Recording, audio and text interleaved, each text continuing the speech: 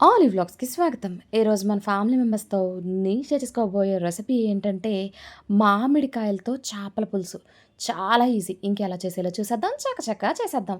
ముందుగా ఒక బౌల్ తీసుకొని, అందులోని పెద్ద జాంకాయ సైజ్ అంతా చింతపండునయితే తీసుకున్నాను. ఇలా విడదీసి, మనం వాటర్ పోసి నానబెడితే గనక, తక్కువ టైంలోనే చక్కగా నానిపోతుంది. ఇప్పుడు ఇందులోనే ఒక పెద్ద గ్లాసుడు వాటర్ అయితే పోసేస్తున్నాను. ఇప్పుడు దీన్ని పక్కన పెట్టేసుకుందాం. ఇప్పుడు ఒక బౌల్ తీసుకుని అందులోనే ఒక టేబుల్ స్పూను ధనియాలు వేసుకుంటున్నాను.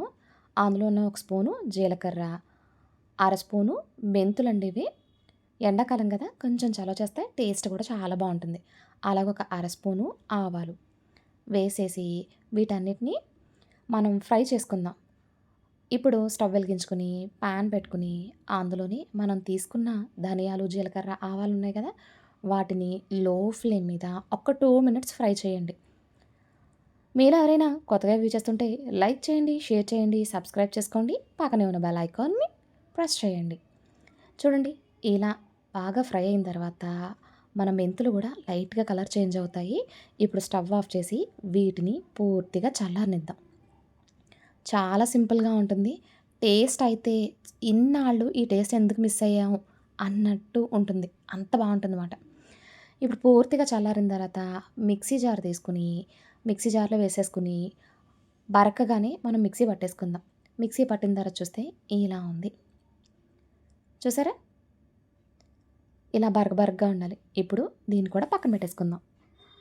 నేనైతే ముందుగానే ఒక కేజీ చేపలండి ఇవి. చేప ముక్కలు శుభ్రంగా క్లీన్ చేసేసుకొని తీసుకున్నాను. ఇప్పుడు వీటిని పక్కన పెట్టేసుకుందాం. మందంగా ఉన్న గిన్నెని తీసుకోండి.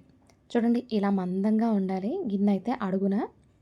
ఇప్పుడు అందులోనే మనం ముందుగా శుభ్రం చేసి పెట్టుకున్న చేప ముక్కలనైతే తీసుకుందాం. చాలా చాలా బావుంటుంది. డెఫినెట్‌గా ట్రై చేయండి. మనకి మామిడికాయలు, పచ్చి మామిడికాయ దొరికే సీజన్ కాబట్టి డెఫినెట్‌గా ట్రై చేయండి. ఇప్పుడు అందులోని రుచికి సరిపడా ఉప్పయితే వేసుకుంటున్నాను. అందులోని 4 టేబుల్ స్పూన్ల కారం అయితే వేసుకుంటున్నాను. కేజీ చేపలకి 4 టేబుల్ స్పూన్ల కారం సరిపోతుందండి. లేకపోతే మీ టేస్ట్‌కి అనుగుణంగా కొంచెం పెంచుకోవచ్చు. అందులోని ఒక పావు స్పూన్ పసుపు వేసేసి, చేప ముక్కలకి ఉప్పు, కారం, పసుపు పట్టే విధంగా అయితే మనం మిక్స్ చేసేసుకుందాం. ఈవెన్‌గా అయితే పట్టాలి ముక్కలు. చాలా చాలా టేస్టీగా ఉంటుంది. ఇన్ని సార్లు చెప్పడానికి మెయిన్ రీజన్ ఏంటంటే, నేను కూడా ట్రై చేసినప్పుడు అంత ఏం బావుంటుంది అని అనుకున్నాను. బట్ మీకెప్పుడు చూపించాలి అన్న ఆతృత అయితే నాకు కలిగింది. అంత బావుంది చేపల పులుసయితే. ఇప్పుడు ఇందులోనే మనం ఒక కప్పు ఉల్లిపాయ ముక్కల్ని కొంచెం పెద్ద సైజులోనే కట్ చేసుకొని తీసుకున్నాను. అందులోనే ఒక కప్పు టమాటా ముక్కలనైతే వేసుకుంటున్నాను. అలాగే ఒక కప్పు పచ్చి మామిడికాయ ముక్కలైతే యాడ్ చేసుకుంటున్నాను. చూడండి ఇలా కట్ చేసుకోవాలి. కొంచెం దళసరిగానే ఉండాలి. మరీ పలచగా కట్ చేసుకోవద్దు. ఇప్పుడు అందులోని ఒక 6 పచ్చిమిరపకాయలకి ఘాట్లయితే పెట్టుకున్నానండి. చూడండి ఇలా ఘాట్లయితే పెట్టుకోవాలి. పులుసులో పచ్చిమిరపకాయ భలే టేస్టీగా ఉంటుంది కదా! ఇప్పుడు అందులోనే ఒక కప్పు వంకాయ ముక్కలు ఇలా పొడుగ్గా అయితే కట్ చేసుకొని వేసుకుంటున్నాను. అందులోనే గుప్పుడు కరివేపాకు, ముప్పావు కప్పు ఆయిల్. ఇది నువ్వుల నూనండి. చాలా బావుంటుంది. మేము యూజ్ చేసేది కూడా నువ్వుల నూనె. ఇప్పుడు అందులోనే మనం ముందుగా నానబెట్టుకున్న చింతపండు ఉంది కదా!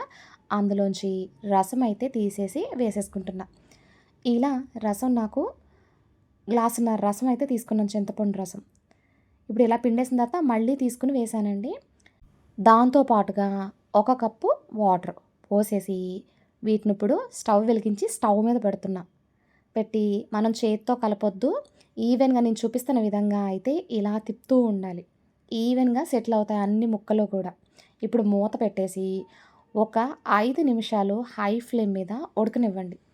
5 నిమిషాల తర్వాత మూత ఓపెన్ చేసి చూస్తే చూడండి బబుల్స్ అయితే రావడం స్టార్ట్ అయింది కదా! ఇదే టైంలో మంటని లో ఫ్లేమ్ మీద పెట్టి మళ్ళీ మూత పెట్టేసి ఒక 10 నిమిషాలు అయితే ఉడకనివ్వండి. 10 నిమిషాల తర్వాత మూత ఓపెన్ చేసి చూస్తే చూడండి చక్కగా కుక్ అయింది.